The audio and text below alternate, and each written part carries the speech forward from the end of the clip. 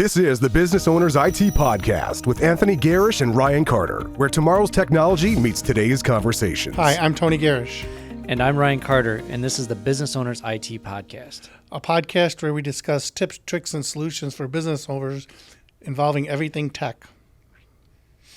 So, last episode, which was our 10th episode, we did not mention that in the last one. You know, we're getting there. We're moving on up.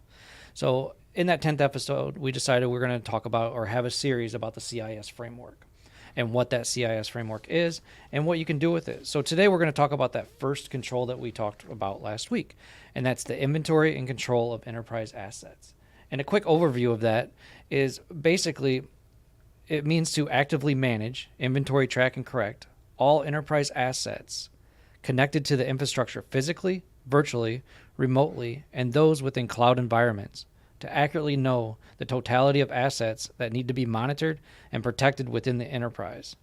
This will also support identifying unauthorized and unmanaged assets to remove or remediate. And with those assets, what does that mean, Tony? Yeah, so I just want to reiterate that John, the guy that helps us record these things, he'll put a link down there to the entire, he'll give you guys a link to you can read about control number one. But, you know, I had written my own definition here of what a hardware asset is or what it is. And what I said is that anything that is used or could potentially be exploited and used to access company data electronically, no matter where it sits on the network, the cloud, or through the internet. I'm going to do that one more time.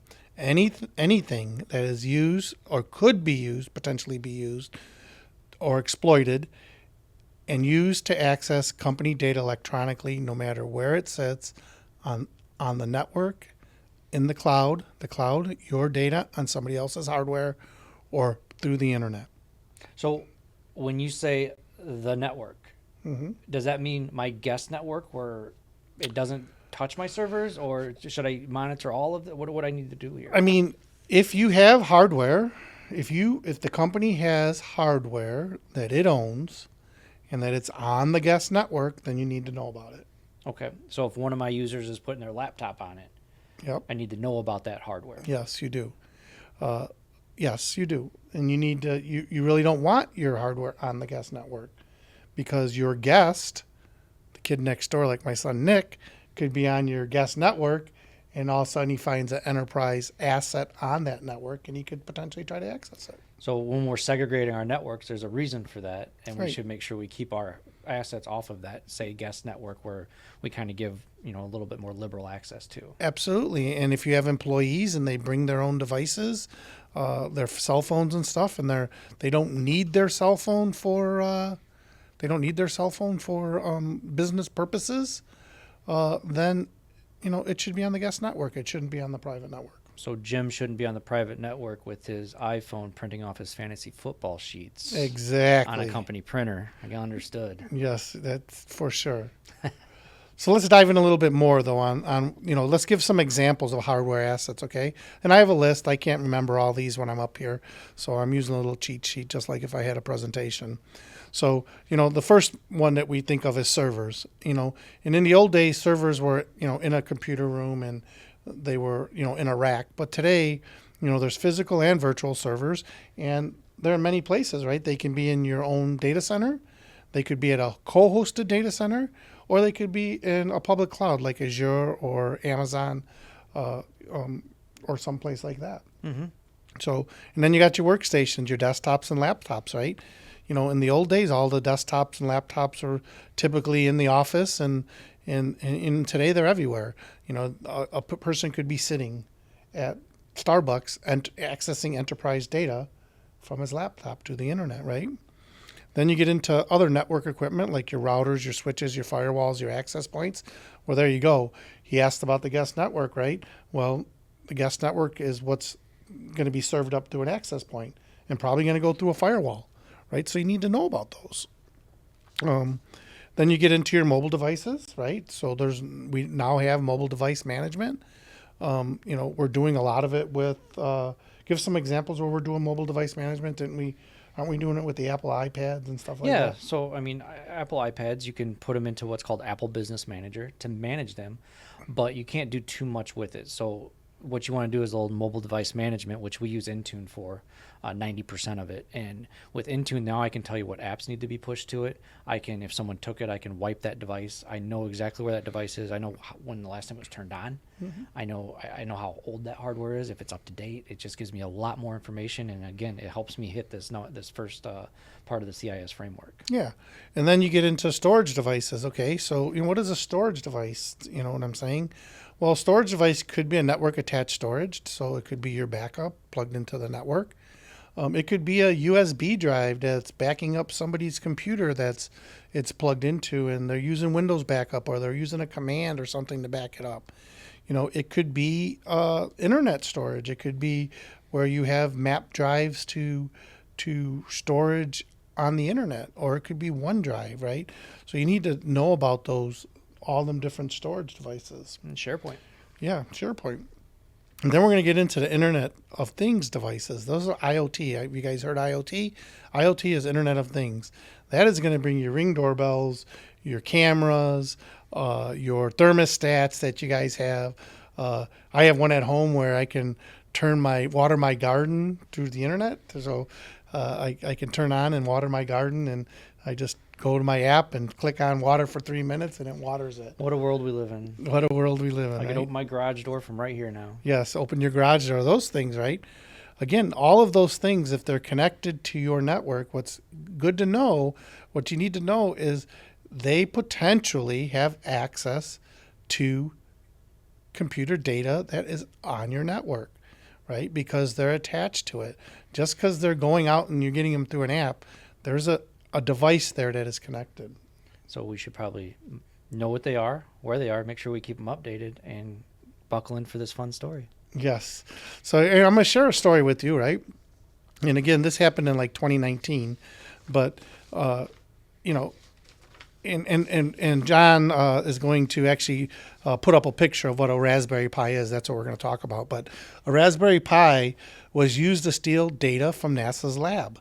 So it was like I read this article in June of 2019. So a lot of people don't know about it. I don't think it was widely publicized. So, and real quick, a Raspberry Pi is just a tiny computer. Yeah, it's a very small computer. It costs, I think I read this morning on the internet before I was going to talk about it, it costs $30. Yep. And I believe it was plugged into the back of a TV, right?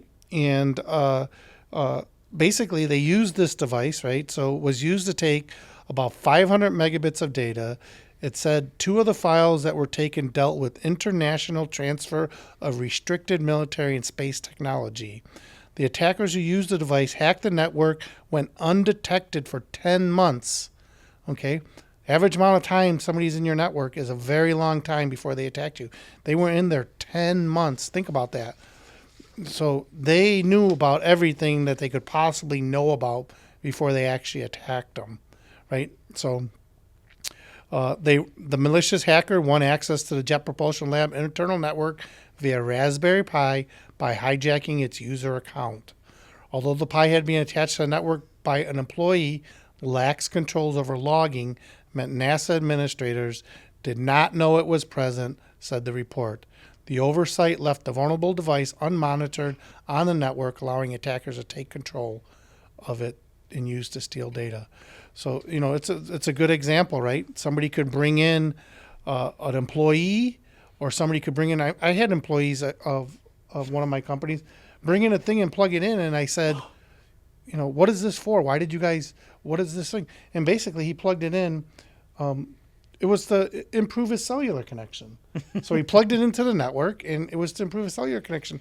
We were able to identify and see it, but that's an example of an Internet of Things. Yes. So it's a remarkable story, right? Here's something that looks harmless that was overtaken. And as a business owner, real quick, like, what would be some things I could do to stop my employees from plugging these things in? Well, yeah, that's a good question, Ryan. That's kind of impossible, right? You have to have policies and tell people, hey, we don't want to plug anything into our network. You need to have policies. I mean, people are plugging stuff in all the time. They're downloading apps. They're doing things all of the time. it's almost impossible. I mean, you can be real restrictive, and there are things you could do. You could make it so that only with DHCP only assigned IP addresses can get in. You could also use MAC address filtering. There are a lot of things you can do, but we're working with small business. We don't want to be that restrictive. Right. That zero trust is kind of hard to get to. Yeah. So, basically we try to monitor for these things using, like our SIMs, which is a whole nother topic. It'll be in another thing to be able to identify these devices. Also, a good thing is, again, this is going to be in further controls, but internal, external vulnerability scans, right? When we do that, we can see it. We recently had a customer where we did a vulnerability scan, and you guys found something. You guys found something. I think it was a sonic wall thing that you plug into outlets or something.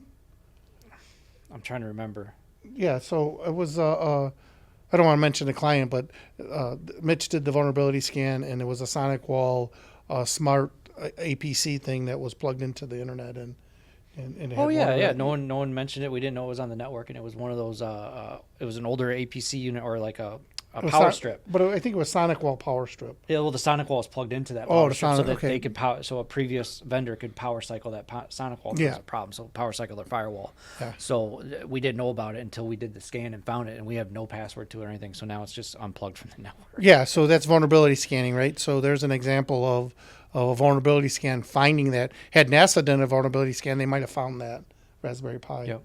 And it just so happened that whatever that smart thing to turn power on off had a vulnerability that had to be addressed. Mm-hmm. And that's a way that people can get to. It's an Internet of Things.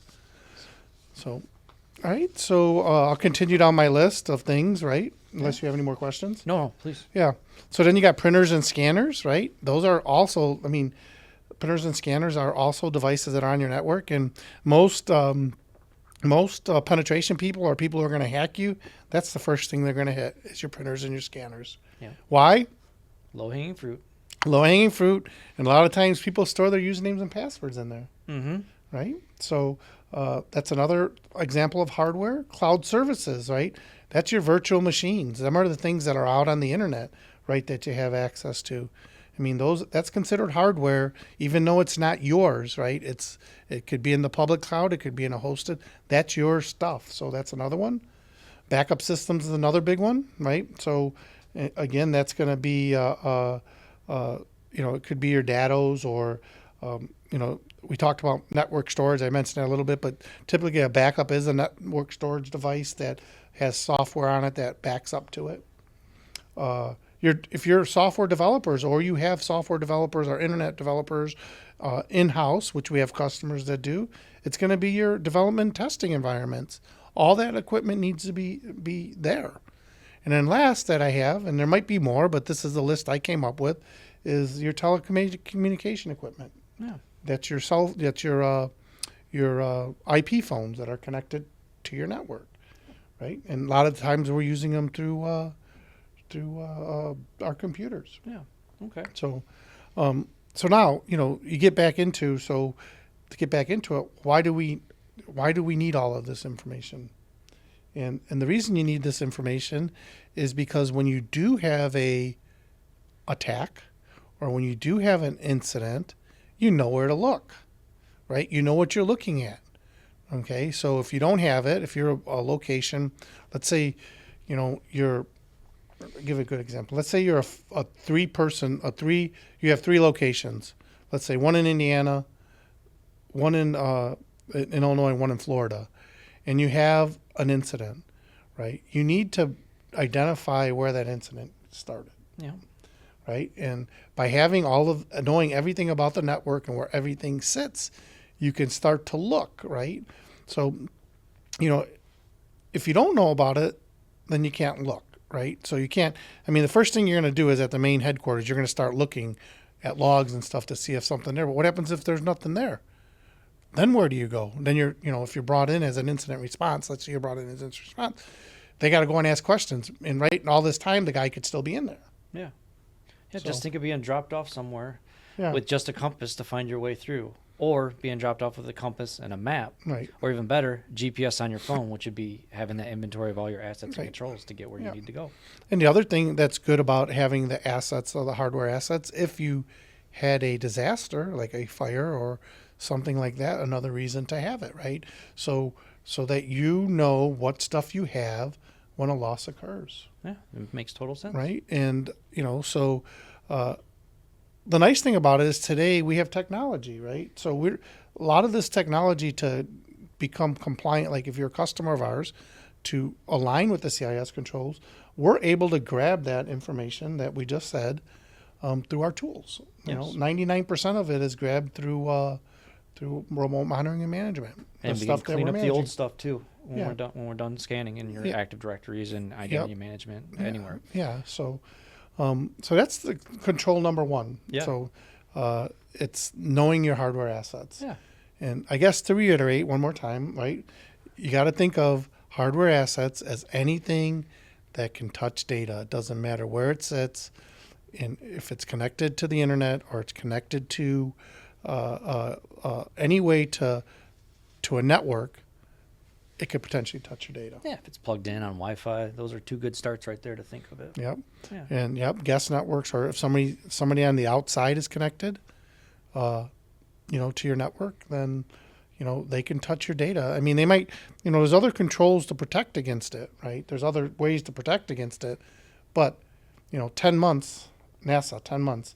If I'm in there long enough, sooner or later I'm gonna get in. Yep. The longer I'm in, collecting data, collecting passwords. Yep. And the more sophisticated the attacker, the more better chance that they're going to get in. Yep. Very much. Very true. So, make sure you guys check out the link. The links in our descriptions that talk about this first control, and then also John will drop in the NASA article for some fun reading there. Yeah. Why don't you guys stay tuned for our next episode where we talk about inventory and control of software assets. Sure. And then I just want to reiterate one more thing before we drop off here. Yeah. And say thanks for tuning in. Is that we use a software called Compliancy Manager to help align with this technology. In our first episode, we talked about that. Yeah. So there's a way to control, to keep track of these things in a place that's accessible. Yes. Keep it all in one place, kind of like we talked about in that first episode. Yeah. So look at the first episode if you're just coming into the second episode. So what I'd like to do is thank you guys for tuning in to the Business Owners IT Podcast, and we hope to see you on the next episode where we're going to talk about software. See you on the next one. Unique computing solutions.